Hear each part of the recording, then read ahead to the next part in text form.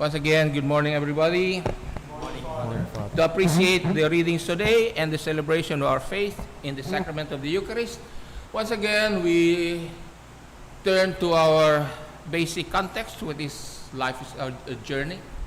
And we have been journeying now since March to the 6th month of the year, June, and we are now on the 16th day of the 6th month of June. That means to say, life goes on in spite of what is affecting the entire world, in spite of our fears, in spite of the misfortune that some suffer at this time, unemployment, sickness. Life moves on in spite of everything. So this is the context in which we appreciate the readings today. First of all, St. Matthew was writing to the Christians who were converted from the Jewish religion. So in order to put them at ease, we find in his gospel many references to the old elements that the former Jews, now Christians, were aware of. And one of those familiar elements was the figure of Moses. And Jesus presents to the Christians the figure of Jesus as the new Moses. Just as Moses taught the people of God and formed them to be one people of God, so Matthew presents Jesus as a teacher, the teacher of the new people of God. We start our reflection from the experience of the early Christian communities. And because of their faith, we know how much they were persecuted, how much they were threatened, how much they were killed. And the question, therefore, arose from the minds of the early Christian community: how come we are treated this way? And human as we are, of course, we cannot avoid taking revenge against those who might have hurt us. What do we do? As followers of the Lord Jesus, what do we do? And therefore, Jesus presents here, or St. Matthew presents Jesus as telling the early Christian community, you have heard in the Old Testament that you should love your neighbor and hate your enemy. During the time of Moses, neighbor was anybody who belonged to your tribe or to any tribe that formed part of the people of God. And all the rest that did not belong to your tribe, they were enemies. And therefore, here, the question of love your neighbor and hate your enemies must be understood from the perspective of the formation of the early people of God. And now Jesus, with the new teaching, says, but I say to you, love your enemies and pray for those who persecute you.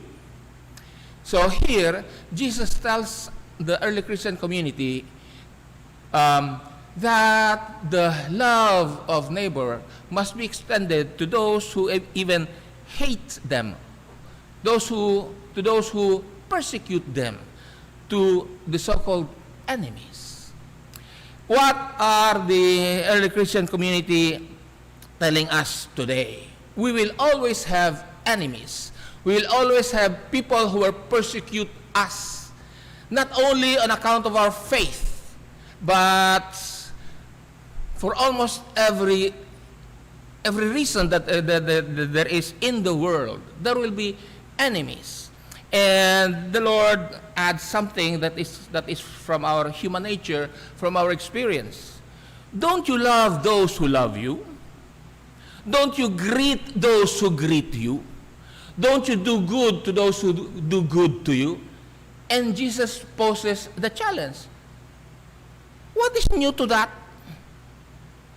Even sinners, even tax collectors know this principle. Do good to those who do you good. Love those who love you. So what is new about that? There is nothing new. So Jesus, therefore, returns to the original idea of his teaching, love your enemies. Nowadays, we can also think of enemies. as I have said, enemies will continue to exist. In general terms, we can classify enemies as anybody who wants to hurt us, anybody who destroys our name.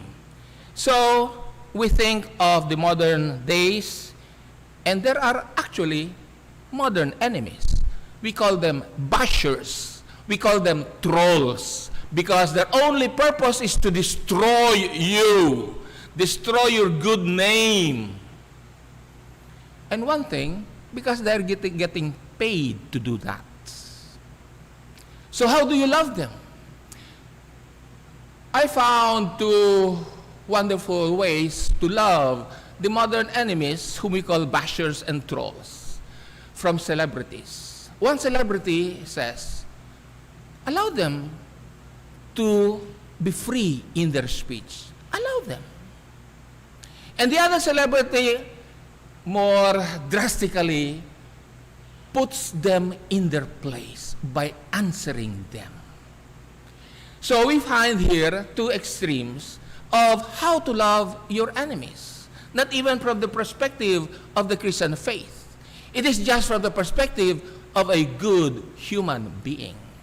But Jesus tells us one thing that is beyond mere being good human being.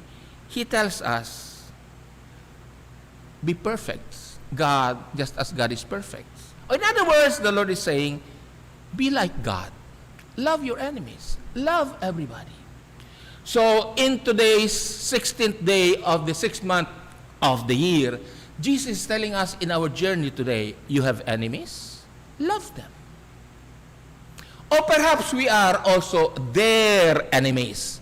After the celebration of the Mass, we go to our private rooms, we open the laptop or computer, and we become enemies, bashing and making troll against anybody.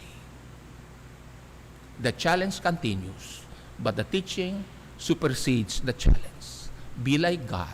Love your enemy.